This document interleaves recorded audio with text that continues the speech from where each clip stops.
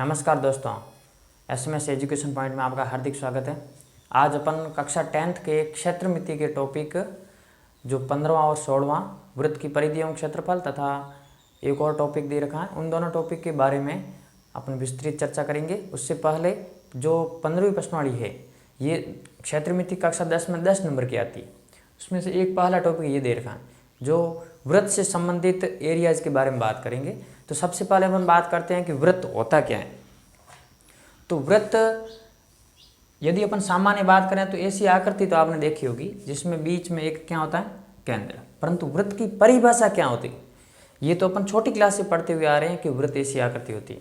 तो वृत्त कोई समतल पृष्ठ पर किसी एक बिंदु से नियत दूरी पर स्थित सभी बिंदुओं का बिंदु पथ क्या कहलाता है, वृत्त कहलाता है। आपने कक्षा 10 की 10वीं प्रश्नवाली जो बिंदु पथ दे रखी है उसमें बिंदु पथ के बारे में देखा होगा। नहीं तो बात करें, कोई एक बिंदु है, उस बिंदु से समान दूरी पर स्थित सभी बिंदुओं का बिंदु पथ क्या कहलाता है, वृत्त कहलाता है। ऐसे क्या है, ये बिंदु पथ है। इन पूरे बिंदुओं का बिंदु पथ क्या कहलाएगा, एक वृत्त कहलाएगा, जो नियत दूरी पर होगा। अर्थात इस केंद्र से ये सभी दूरी जो परिधि के ऊपर जितने भी बिंदु आ रहे हैं, इनकी दूरी क्या होगी, समान। तो इससे ये कहलाएगा क्या, वृत्त कहलाएगा। तो अपन सबसे पहले यदि बात करें वृत्त की, तो वृत्त एक ऐसी आकृति होती है। वृत्त की परिभाषा लिखनी क्या है, तो अपन कह सकते हैं कि किसी बिंदु समतल पर स्थित किसी बिंदु से नियत दूरी पर स्थित सभी बिंदुओं का बिंदु पथ एक वृत्त कहलाता है।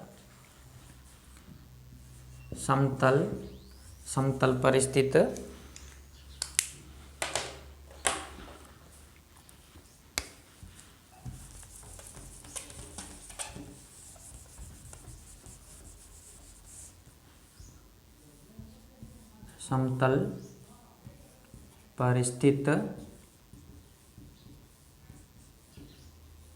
किसी बिंदु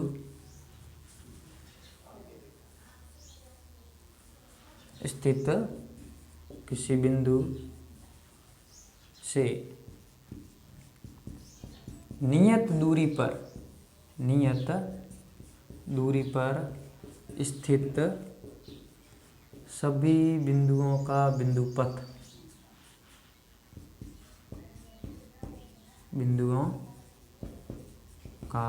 बिंदु पथ क्या कहलाता है, बिंदु पथ वृत्त कहलाता है।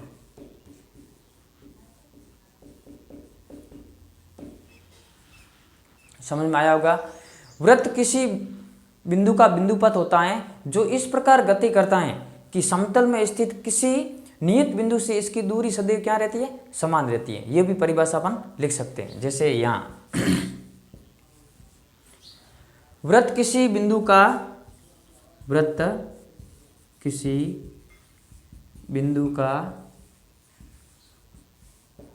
बिंदु पथ होता है जो वृत्त किसी बिंदु का बिंदु पथ होता है जो इस प्रकार गति करता है, जो इस प्रकार गति करता है कि समतल में स्थित किसी नियत बिंदु से समतल में स्थित किसी नियत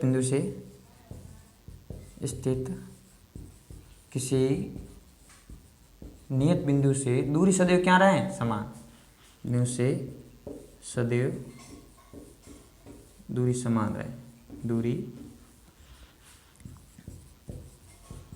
समान रहे,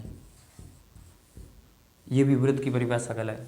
तो अपन कह सकते हैं कि सामान्य परिभाषा शॉर्ट रूप में यही याद रखना कि किसी समतल पर स्थित किसी बिंदु से नियत दूरी पर स्थित सभी बिंदुओं का बिंदु पथ क्या कहलाएगा, वृत्त कहलाएगा। उसके बाद बात करें, जो ये केंद्र था इसे क्या बोलेंगे, केंद्र। यहां पर कोई वृत्त ये कहलाएगी परिधि। यहाँ चार ओर का परिमाप क्या कहलाता है, परिधि तो कहलाता है। परंतु ये जो है, ये जैसे P है, ये O है, तो ये OP क्या होगी, OP होगी त्रिज्या। ये O होगा केंद्र, O क्या होगा, केंद्र। केंद्र को कहते हैं सेंटर, सेंटर है O। वो क्या कहलाएगा, केंद्र कहलाएगा। केंद्र सबसे बीच वाला, ये जो नियत बिंदु पहले लिया था ना, वो क्या कहलाएगा, केंद्र। उसके बाद में बात करें त्रिज्या,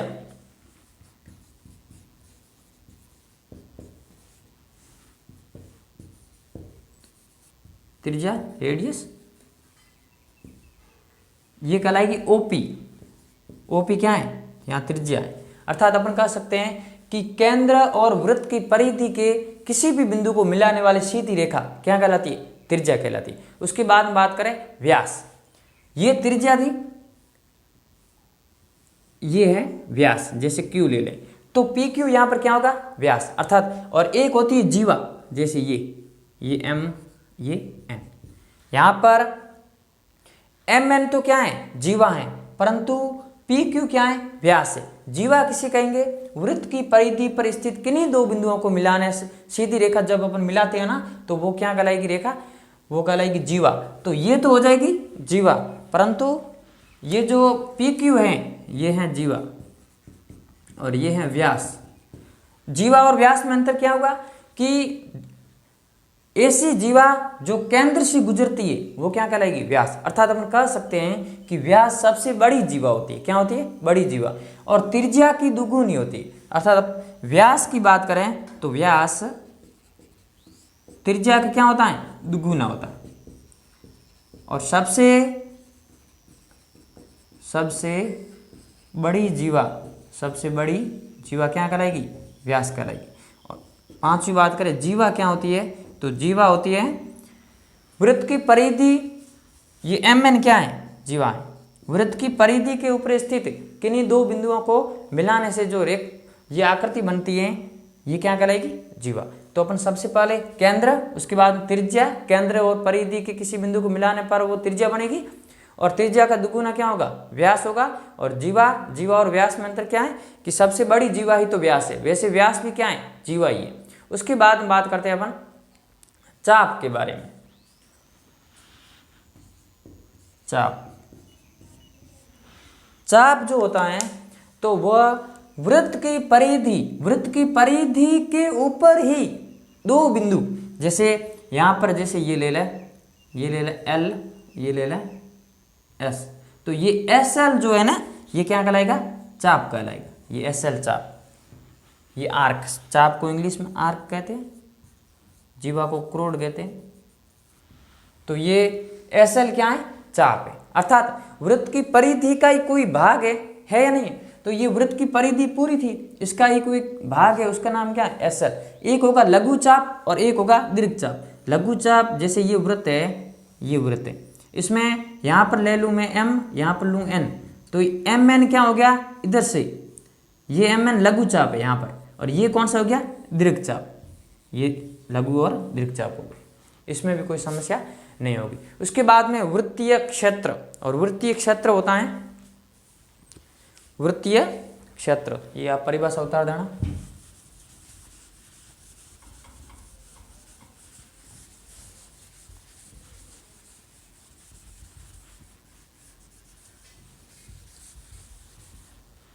वृत्तीय क्षेत्र की बात करें, जैसे कोई ये वृत्त है, इस वृत्त के, ये कोई वृत्त है, इस वृत्त में आप देखना वृत्त की जो ये अंदर वाला जितना भी एरिया आ रहा है, ये एरिया परिबद्ध क्षेत्रफल, और एक ये जो वृत्त की परिधि का जो भाग आ रहा है। अर्थात यदि कोई बिंदु यहाँ तो परिधि पर स्थित है, यहाँ परिधि के अंदर वाले भाग पर, यहाँ वृत्त के अंदर स्थित है, ये सब भाग क्या कहलाएगा, वृत्तीय क्षेत्र कहलाएगा। और अर्थात अपन यदि ऐसी बात करें कि इसको दो भागों में बांट दे, तो ये हो जाएगा एक ऐसे और एक ऐसे, ये दो भाग हो जाएंगे। तो ये दो भाग जो हैं ये अब अर्धवृत्त हो गए। क्या हो गए, अर्धवृत्त, अर्थात दो ही भाग। अब ये जो चाप है ना, ये चाप और ये चाप भी बराबर है, इसको व्यास काट रहा है, अर्थात अर्धवृत्त बन रहा है, तो ये कहलाएगा अर्धवृत्तीय क्षेत्र। क्या कहलाएगा, अर्धवृत्तीय क्षेत्र। उसके बाद में एक लास्ट बात है जो अपन को हर समय ध्यान रखनी है, संकेंद्रीय वृत्त। संकेंद्रीय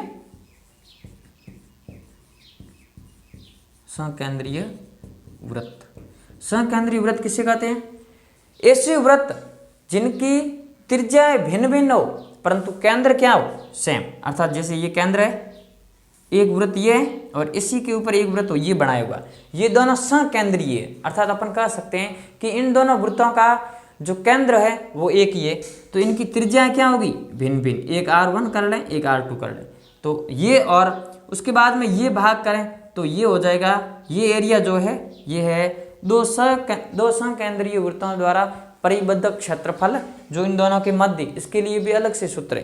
तो ये तो थी सामान्य जानकारी।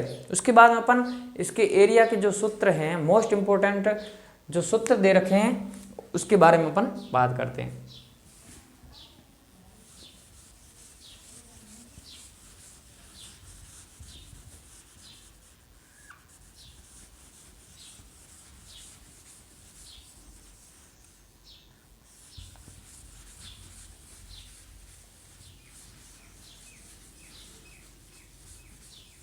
जो सूत्र है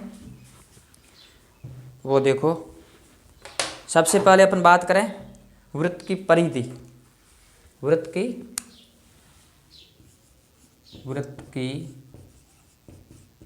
परिधि, वृत्त की परिधि का सूत्र होता है 2πr। यहाँ पर पाई का मान 22/7 भी हो सकता है और 3.14 भी यूँ लेते हैं, वो दे रखा होगा, वैसे सामान्यतः 22/7 यूँ लेना है। उसके बाद में वृत्त का क्षेत्रफल, वृत्त का क्षेत्रफल, और वृत्त का क्षेत्रफल होता है πr², अर्थात अपन बोलते हैं πr²। यहाँ पर त्रिज्या r क्या है, यहाँ r बराबर त्रिज्या है और पाई का मान वैसे 22/7 यूज लेते हैं, 3.14 भी यूज लेते हैं।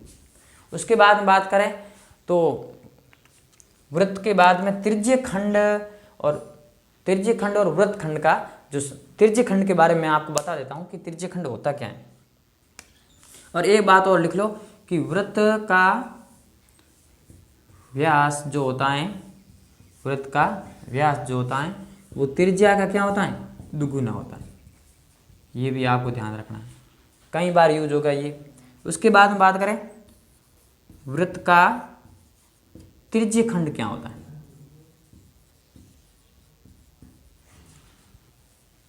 वृत्त का त्रिज्य खंड, तो यदि कोई एक वृत्त है, उस वृत्त की दो त्रिज्याएं, जैसे ये दो त्रिज्याएं थी, ये R1, दो त्रिज्या तो सेम ही होगी एक वृत्त की, तो यदि अपन इसको ऐसे काट लें, ये देख लो, दो त्रिज्याओं और चाप द्वारा बनी आकृति, ये जो आकृति है ना, ये त्रिज्य खंड है। इसमें भी एक लघु त्रिज्य खंड होगा, एक लघु त्रिज्य खंड होगा और एक होगा दीर्घ त्रिज्य खंड, दीर्घ त्रिज्य खंड। अर्थात अपन कह सकते हैं कि यहां पर यदि मानो ये थीटा कोण बना रहा है, कितना कोण बना रहा है, थीटा, तो इसका क्षेत्रफल क्या हो जाएगा, वृत्त का त्रिज्य खंड का क्षेत्रफल, त्रिज्य खंड का क्षेत्रफल हो जाएगा कि पूरा तो क्षेत्रफल कितना होता है πr², वृत्त का पूरा क्षेत्रफल कितना होता है πr², परंतु अपन को थीटा इसका ज्ञात करना है, तो रियल में पूरे कोण कितने 360 डिग्री का होता है, और ऊपर क्या लिखेंगे θ/360 गुणा πr²।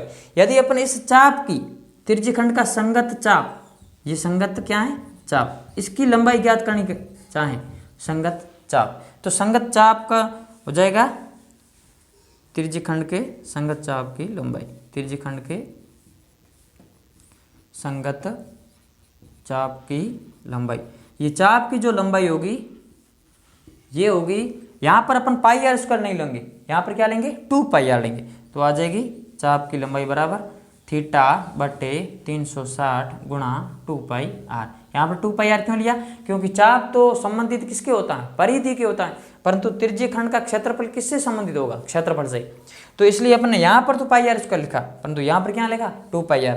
कई बार क्या करते हैं, इस 2 को और 360 को काट देते हैं, तो θ/180 गुणा πr भी होता है, आप ये याद रखोगे सही रहेगा। लास्ट में वृत्त खंड, अब देखो वृत्त खंड और त्रिज्य खंड में अंतर क्या होता है, यह था त्रिज्य खंड। वृत्त खंड की बात करें तो ये त्रिज्य खंड जब इन दोनों बिंदुओं को अपन मिलाएंगे तो ये जो हो जाएगा, ये क्षेत्रफल है ना, ये वृत्त का ही एक खंड है, तो एक होगा लघु वृत्त खंड और एक होगा दीर्घ वृत्त खंड। ये यदि अपन त्रिज्या हटा दें तो अब तो समझ में आ रहा होगा, ये है लघु वृत्तखंड, लघु वृत्तखंड, और ऊपर वाला है दीर्घ वृत्तखंड। इस वृत्तखंड का जो क्षेत्रफल होता है वो होता है वृत्तखंड का क्षेत्रफल।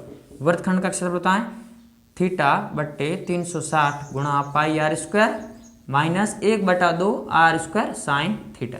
या फिर ऐसे देखें तो सबसे पहले अपन क्या करेंगे, इस वृत्तखंड का क्षेत्रफल ज्ञात करना है तो सबसे पहले त्रिज्यीय खंड का क्षेत्रफल ज्ञात करें। तो त्रिज्यीय खंड का क्षेत्रफल क्या होता है, थीटा बटे 360 गुणा पाई आर स्क्वायर। उसमें से घटाएंगे क्या, इस अंदर वाले त्रिभुज का क्षेत्रफल, और अंदर वाले त्रिभुज का क्षेत्रफल आप हमेशा, ये हर जगह नियम काम आएगा, 1/2 आर स्क्वायर साइन थीटा लिख लेना, ठीक है। तो वृत्तखंड का क्षेत्रफल हो गया थीटा बटे 360 गुणा pi r square minus 1/2 r square sine theta.